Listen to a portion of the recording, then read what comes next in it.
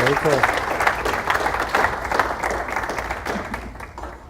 How y'all doing today? Does this sound about right? Can you hear me back there? Yeah. No? Okay, good. Got it.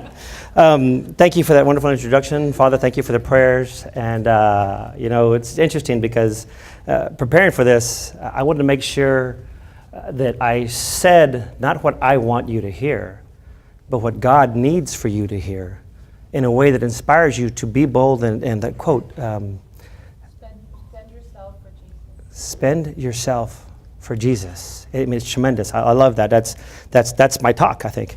My name is Richard Reyna. Again, I run Catholic Radio, five stations in the South and Central Texas area. And about 10, 11 years ago, I grew up a regular Catholic. And what I mean by that is, some of y'all know that 8 out of 10 Catholics don't go to Mass on Sundays. And of the last two that do, only one of them knows what he's doing. The other one puts his hand in water and does this and sits down and stands up and doesn't really get it with Mass and doesn't get it with the faith. But the rest of the world knows Catholicism by those 9 out of 10 people that just spread the wrong word about Catholicism.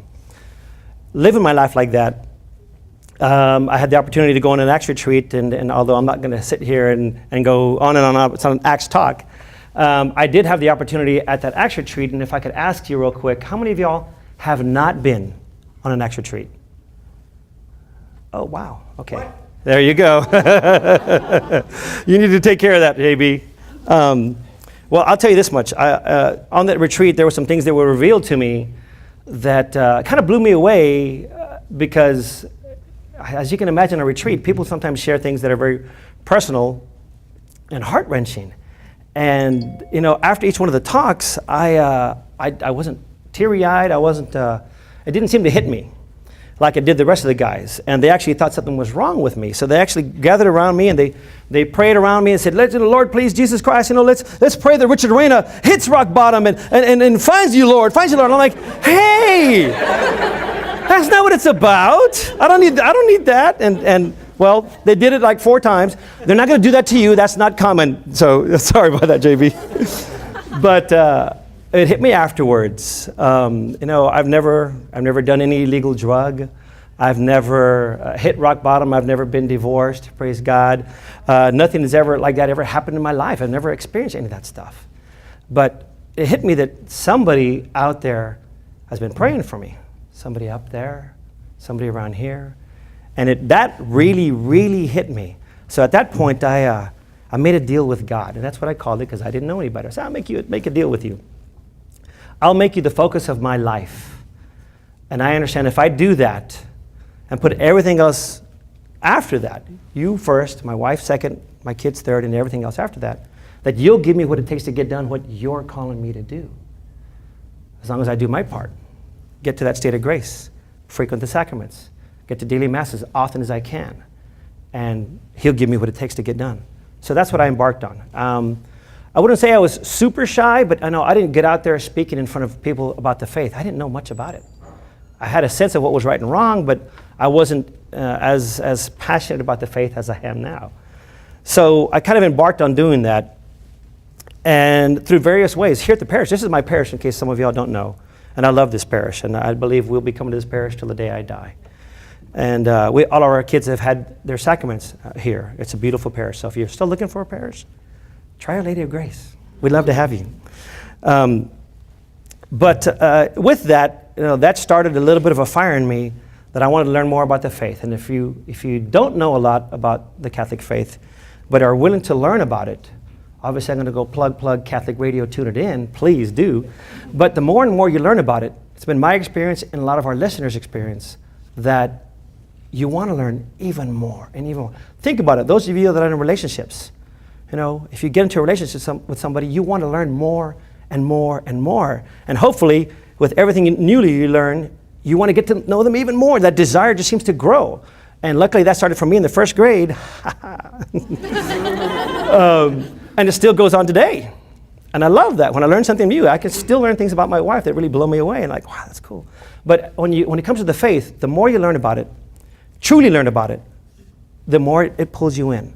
So the more I started learning, and luckily, Julie and I, we've had the same page when it comes to our faith I believe, throughout our entire lives. And I just always thought that was the norm until I started chatting with some friends of mine, and I realized that is not the norm. Wow. I don't know how some of these couples do it that are not where they are. But that's where the grace of the sacrament of matrimony comes in and helps you get to that point and helps you to work it out. But as I grew and grew and grew more and more and more, we would leave the TV on at home on EWTN. And I remember walking in sometimes, and Julie, my wife, was at home with the kids, and the TV's on EWTN. The TV's on EWTN when I leave. If I came home for lunch, the TV's on EWTN. It was on all the time. I'm like, wow, I'm one of those Jesus freaks. And I actually thought, that I was kind of weird, but everything we saw and everything we I'm like, this is good stuff. Even, and you're going to kind of go, whoa. But Mother Angelica got me fired up, and I was laughing. I'm going, this lady? Oh my goodness. She really does rock. If you get the opportunity to force yourself and make yourself listen to her, you'll see that a lot of things she says, she's pretty funny. I'd love to have a grandma like that. She's cool. And in case you don't know, we have 3 of the nuns from Mother Angelica's order here in town. We call them the Texas nuns. They have a show on Catholic radio at 1 o'clock on Wednesdays called The Good Habit. You should tune it in. And we have their podcast too, in case you missed that. But go to our website, grnonline.com. Okay, so that passion started to grow and grow and grow. I got more excited about our faith. I started helping out here at the parish, lecturing, like those that made it to Mass today saw me do. I was coming out of my shell more and more and more. And opportunities came my way to lead ministries, Acts retreats, Acts Corps president. I actually got encouraged to lead a catechism series here at the parish, and that was the only one of its kind, a video series, DVD series of the catechism. They went through the entire catechism. It was pretty awesome, and if you get an opportunity to find one of those, I encourage you to watch it. But what I would do different is at the end of every one of the sessions, I would ask a priest to come on by. And I only knew a few priests at the time at the beginning, but by the time it was over, I knew 30, 40, 50 priests. And at the very end, I'd invite them because I wanted all the attendees to ask questions. And I didn't know all the answers, but I prayed that all these wonderful priests knew the answers. And sure enough, I got to know more priests. The questions that were asked were good, they were nitty-gritty, they were down to earth, and I learned a lot. And it blew me away. And sure enough, one of the last sessions, I didn't have a priest that day because there was some other, I think maybe a priest convocation going on. But so I told the crowd that was there's about 20 people there, I'm sorry, I don't have a priest today. And they kind of went, oh. Well, right as the session ended, here comes Father Martin down the breezeway in the classroom over here. And they all even said, hey, I thought you didn't get a priest. I go, I didn't. What's up with that? So he came in, answered a few questions, and kind of really sternly scooted everybody out. And I said, what's up, Father Martin? What's going on? He goes, well, and back then Blackberries were popular. So he kind of scrolled through his Blackberry and he says, I'm sure you know already that the general manager position for Catholic Radio is available. I'm like, no, not a clue. So I knew we were getting Catholic Radio, but I didn't know anything about our GM position. He goes, well, in that case, I still, and he was reading an email from Archbishop because he knew that Father Martin was at the parish. And he says, well, let Richard Reyna know that the general manager position is open and is available. I can't give it to him, but if he wants it, I'll support him 100%. It's like, whoa. So Father Martin says, so you want it? I'm like, let me pray about it. I don't quite see it, but I'll go home, and I prayed with my wife about it, went to adoration several times, and if I look back on my reversion that happened like 7 years before that, it hit me again. Okay, it's not coming from Archbishop Gomez. It's coming from you, Lord. But I don't know anything about radio. Because you see, what I used to do is I used to work for St. Paul Travelers Insurance Company, 35,000 employees. I was a numbers guy. Although I wasn't an actuary, I worked really tight with actuaries and the IT group. And I loved what I did. It was fun. Numbers, I'm a geek. I just love numbers. And I really liked what I did. I had kind of I shouldn't say a following, but people called me Monsignor where I used to work. And they come ask me questions during breaks, and sometimes I'd be working a report, and there's somebody standing there, and I'm like, can I help you? Well, my husband, blah, blah, blah. I go, hey. And there's not a counseling, and they walk away. 5 minutes later, somebody else would show up, because they'd see that nobody's at my desk. I'm like, it doesn't work that way. But getting back to Father Martin's request, so I figured, Lord, if it's coming from you, if it truly is coming from you, and I prayed about it, I remember that deal I made with you. I got to get back to sticking to that and keeping at my end of the bargain. And I really feel you're calling me to this, so I'm going to apply for it. Again, I would work 12 years with the St. Paul doing insurance. Sounds boring, but again, numbers, wow, they rock. So I applied for it, and when people found out that I applied for another job, they're like, what's going on? What's wrong? You don't like it here? And I'm like, yeah, I like it here, but when Jesus comes calling, you better answer. You better answer the right way. And at that time, I really, really figured out that if I want to be listening to Jesus, I need to keep my soul as clean as possible. So I was going to confession quite a bit, not scrupulously, but going and going, oh, that was wrong, because it really does help when you make the big life decisions. Leave the job, get a new job, apply for that job, don't apply for that one. Make sure that your soul is in the right frame of mind, the right state. You're in that state of grace. It makes such a huge difference. That way you're much more at peace with what you're doing. So sure enough, I went to go apply for the job. And during, I was on fire. I forget what I was. I think I had just finished coming off an act retreat that I had directed. Things were just going really well. But I had decided to work for Jesus. And that was actually a little bit before that. I had decided to work for Jesus, so I wanted to get any job I could working for Jesus. And in my mind, and most people's mind that don't follow the workings of the Archdiocese and non-diocesan employees or departments, you think working for Jesus just means working straight with the Archdiocese. So I actually went online and found all the positions available for the Archdiocese. And as a kid, I grew up learning how to wire houses with electricity from my dad. I learned how to fix and repair and diagnose, I should say, air conditions. I could break down a motor. I could repack bearings. I could change oil. I could do all kinds of stuff. Carpentry, electrical, plumbing. So I figured, there's a position at the Archdiocese. I don't care what it is. I don't care if I take a pay cut, because if it's Jesus is calling you, you go for it. So I applied for a facilities manager. I said, man, that's everything I know. I know sheetrock. If they got to do some renovations, I am all over it. And I can tell when it's done well. And when it's not done well, I want to make sure that at least the chancery, the pastoral center, looks great. Lord, maybe that's where you're calling me. I'm going for it. And I actually had a really good friend that was way up there in the ranks and said, just send me your resume and we'll take care of this. Well, 3 weeks later, I'm still waiting for a response. And I see him here at Mass, and he goes, hey, how come you didn't send an application? I said, I did, on all my paperwork. You said send it to your secretary. Attention to her. He goes, I never got it. And we already hired somebody. I'm like, no way. So, okay, door closed there. So I applied for other positions, but it just didn't seem to be what I was looking for. So ultimately, I didn't turn in those applications. But that's when Catholic Radio came around.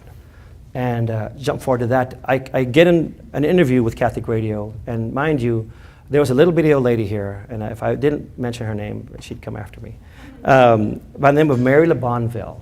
And she'd been praying for Catholic Radio to come to San Antonio for 11 years. She's the one that kind of spiritually kicked me in the butt and got me doing things at the parish, doing this catechism series, doing all kinds of wonderful things, lecturing, getting my wife to lecture. She was just a saint, the holiest woman that I knew at the time here on earth, really like a grandma that I never had.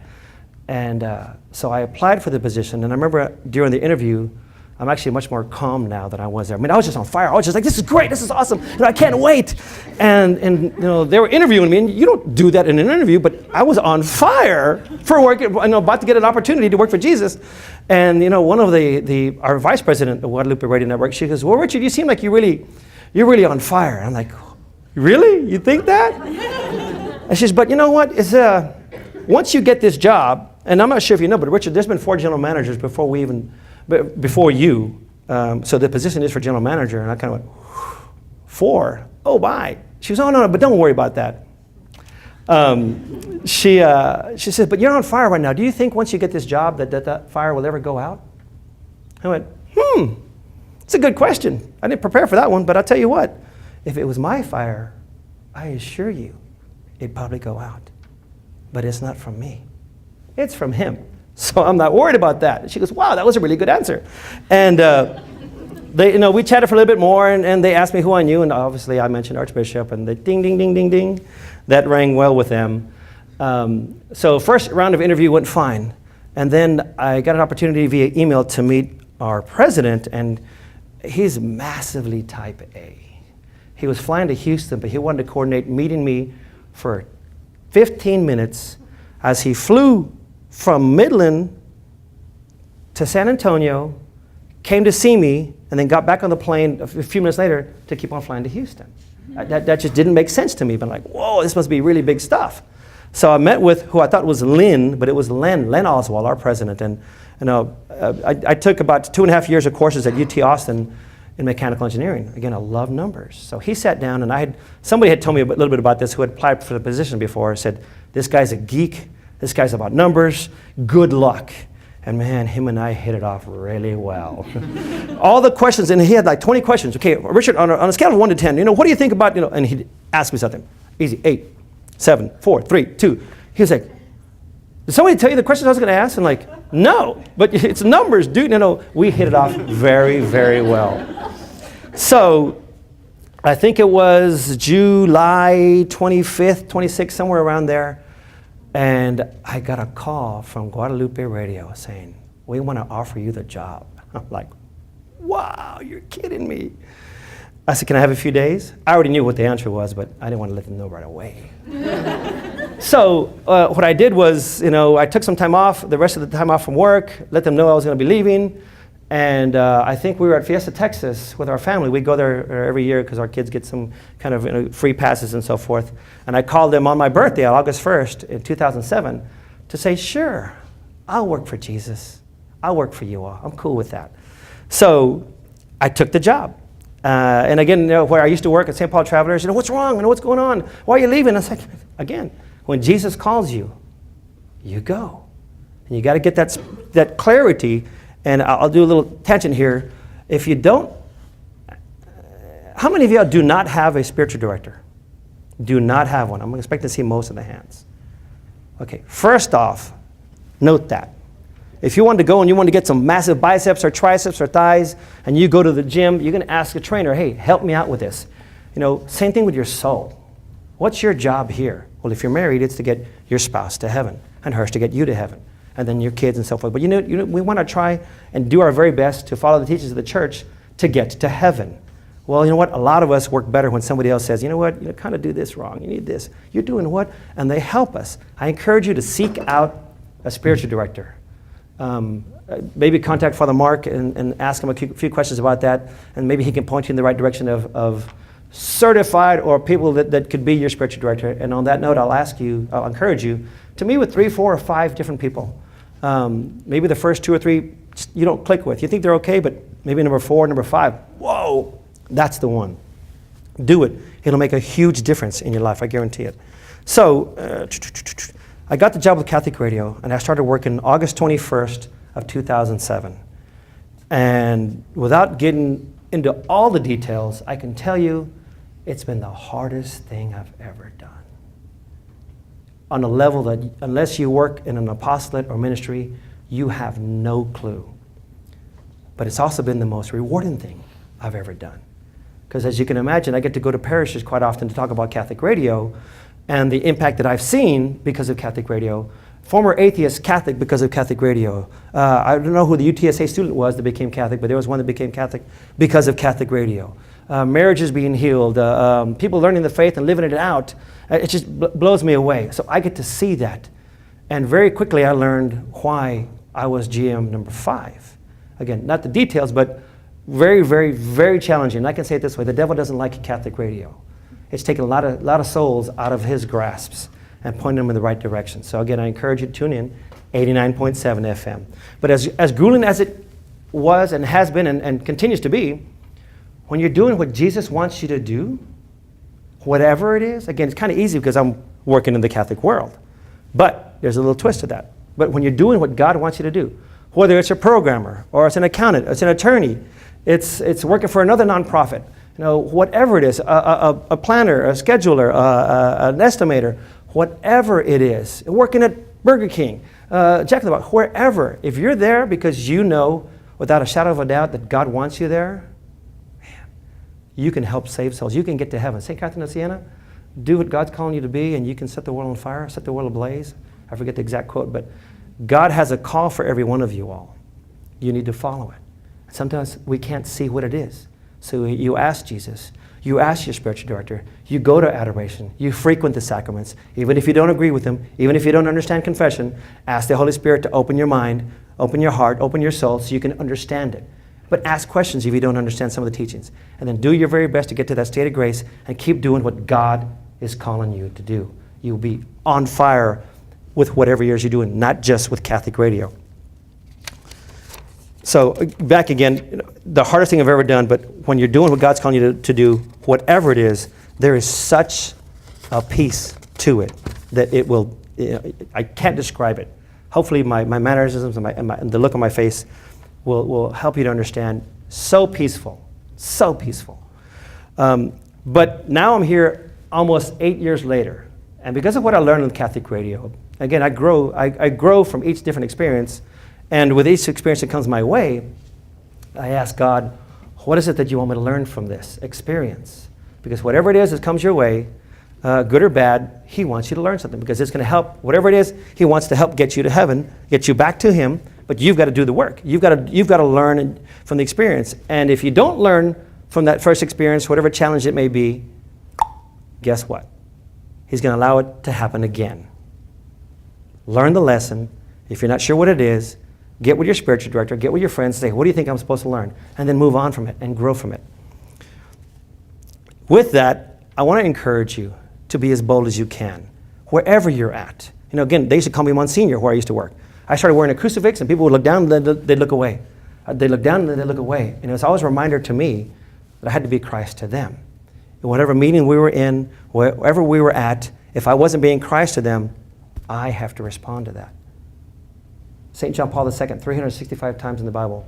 Be not afraid in various versions of it.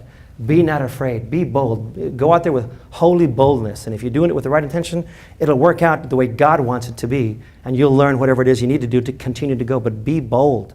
Be not afraid. Be not afraid. It's one of the things that I share with people. I'm not afraid of anything but one thing. And most of y'all get this from Mass. Almost every Sunday, they say this in different forms, but I'm sorry for what I've done and what I've failed to do. If I fail to do something, to reach out to you, if I see that you need help and I just look the other way, I'm going to have to respond to God for that when it's time for me to meet Him. I don't want to do that. Well, as long as I'm reaching out for Him and learn as much as I can and living out the faith, you're going in the right direction. Are we perfect? No, you're going to stumble, you're going to fall. Get to confession, get back on track, and keep going. Don't be afraid. Really. People will see it in your eyes, wherever you're at, whatever secular job you're in. Like Ariana, one of the things that she does, I love hearing her stories. They're so awesome. Talk to her too. She should be up here next time. But live out the faith with holy boldness. It makes such a difference.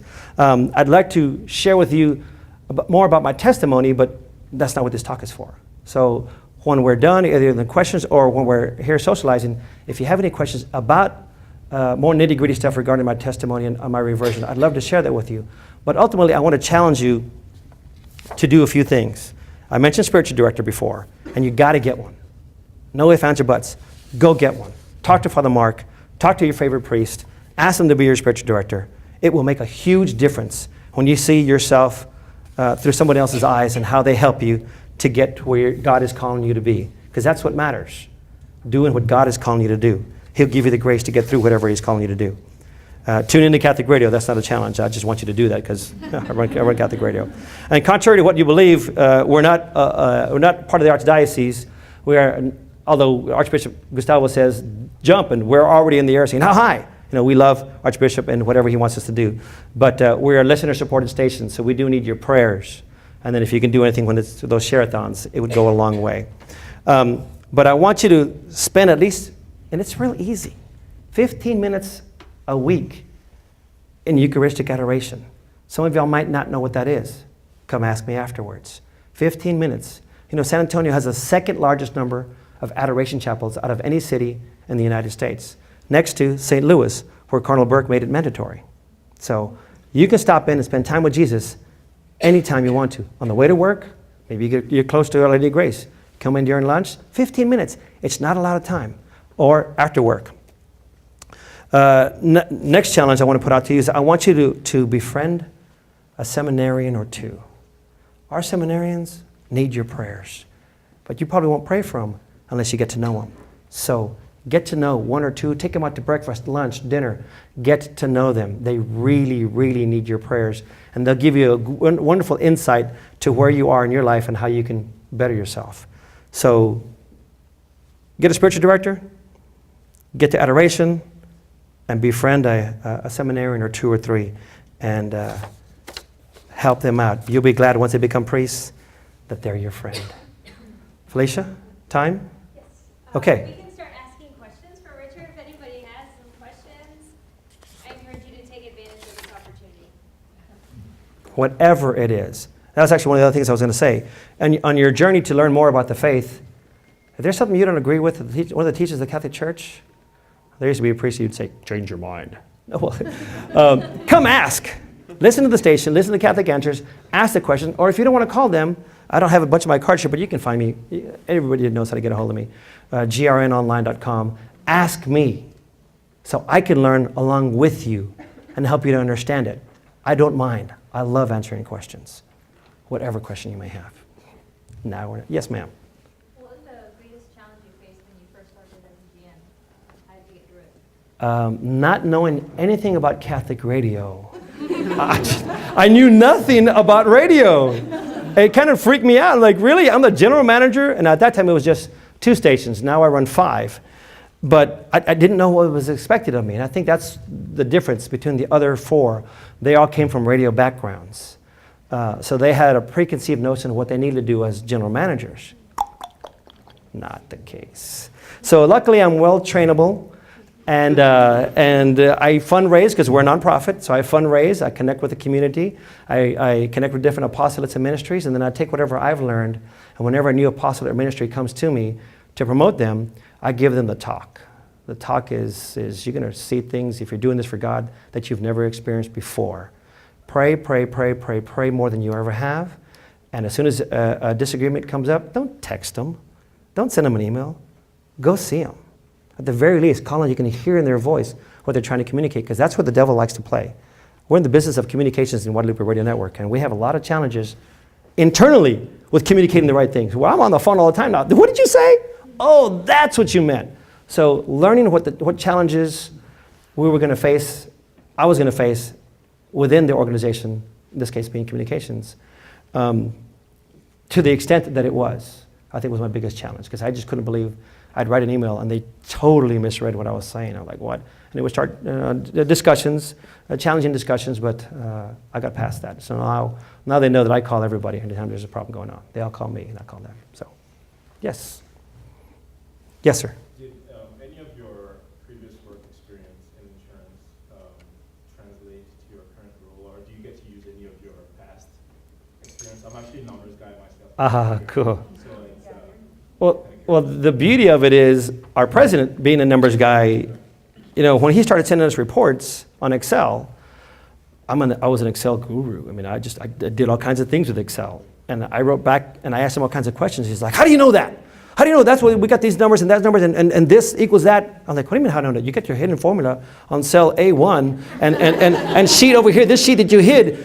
He immediately, boop, no more spreadsheets for me. He just sent me PDF versions where I couldn't get to the data.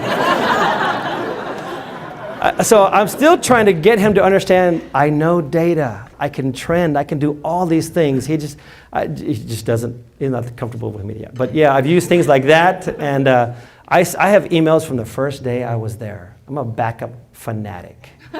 and we've had some challenges in the past, and I go, no, that's not right. I've got the email, look, it's over here, and this is what it is.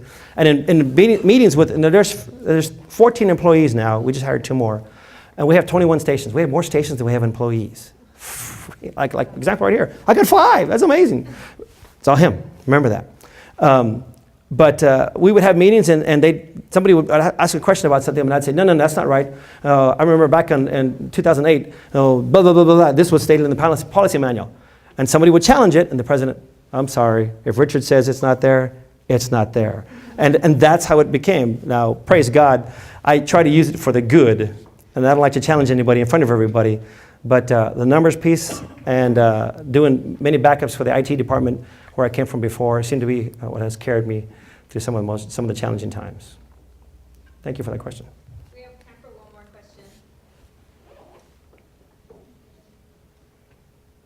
question. See, I didn't call you out, did I? When you first started with your faith, how did you integrate you you, not knowing so much about your faith at the beginning phase in your previous job?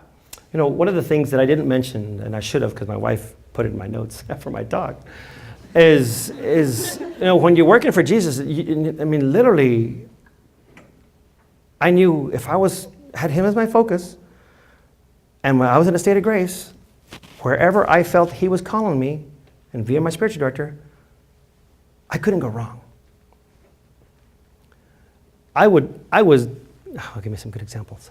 I wasn't fearful of anything.